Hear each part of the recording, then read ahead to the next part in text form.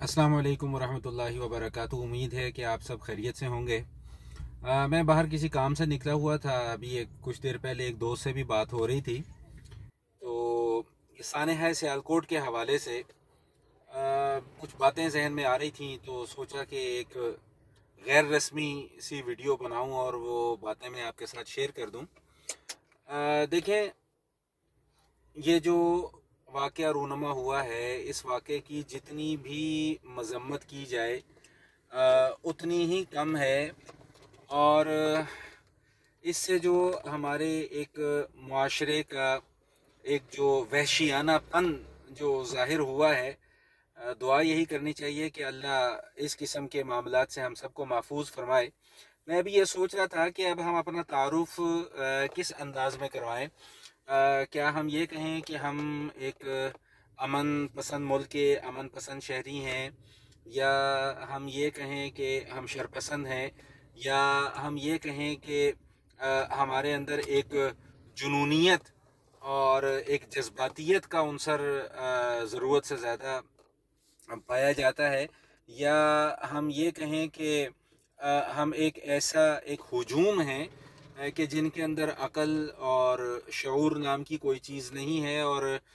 जहालत कूट कूट कर हमारे अजहान के अंदर भरी जा रही है। इस वाक़े के क्या मुहर्रिकात हैं, इस वाक़े के क्या असबाब हैं, उनसे क़तई नज़र मैं सिर्फ मुख्तसरन ये बात अर्ज़ करना चाहूँगा कि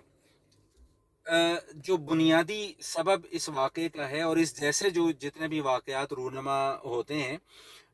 वो दीन की जब हम ख़ुद साख्ता तशरीह करते हैं, और दीन की ऐसी तशरीह के जिसमें हम ये समझते हैं कि सिर्फ़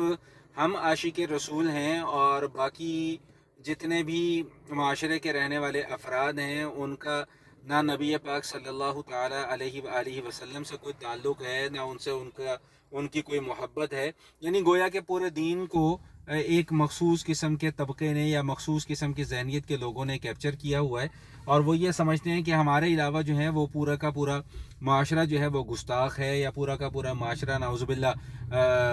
ख़त्म नबूवत का मुनकिर है, या का पूरा माशरा जो है वो खुदा न खास्ता को नामूस रिसालत से उनको कोई इनकार है। तो जब इस किस्म की जहनीत पैदा हो जाए,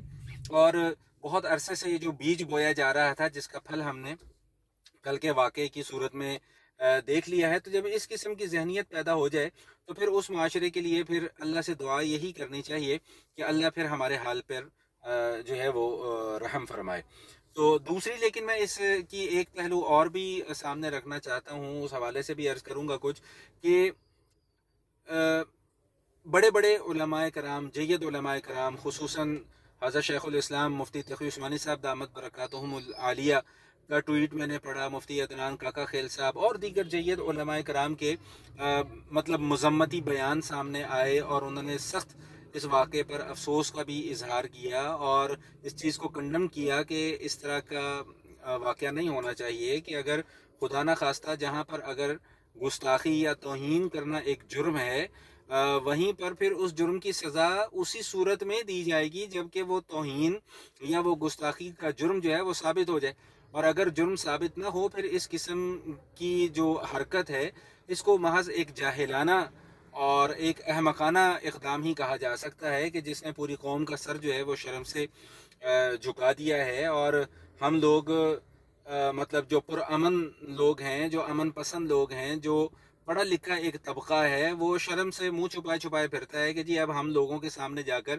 क्या जवाब दें और क्या लोगों को समझाएं। तो मैं एक दूसरे पहलू पर भी ये अर्ज़ करना चाह रहा था कि जहाँ इस वाक़े की मज़म्मत की है और की जानी चाहिए और अल्हम्दुलिल्लाह की जा रही है,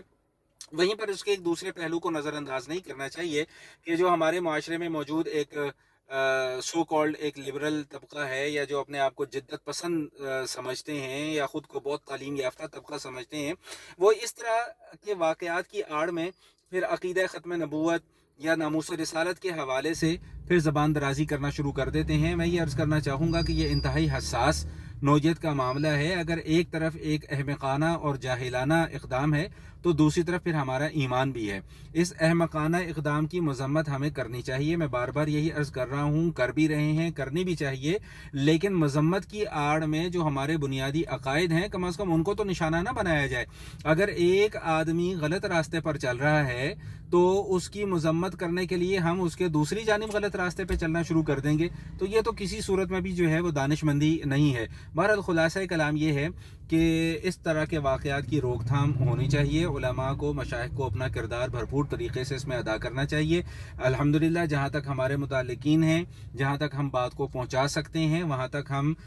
भरपूर अंदाज में और मौसर अंदाज में इस बात को पहुँचाने की कोशिश करेंगे। और जहाँ जहाँ तक ये पैगाम पहुँचे, आप हजरात से भी गुजारिश है कि इस पैगाम को ज़्यादा से ज़्यादा लोगों तक पहुँचाएँ। और इस दुआ के साथ मैं अपनी बात ख़त्म करता हूँ कि अल्लाह ताला हम सबको दीन का सही फ़हम नसीब फरमाए और बिलखुसूस ऐसे तबक़ात से अल्लाह ताला उनके शर से हमें महफूज फरमाए जो दीन की खुद साख्ता तशरीहात करके लोगों के अंदर एक जज्बातियत और एक जुनूनियत का जो है वो रुझान पैदा करते हैं। अल्लाह ताला हम सब का हामी और नासिर हो। वस्सलामु अलैकुम वरहमतुल्लाहि वबरकातुहू।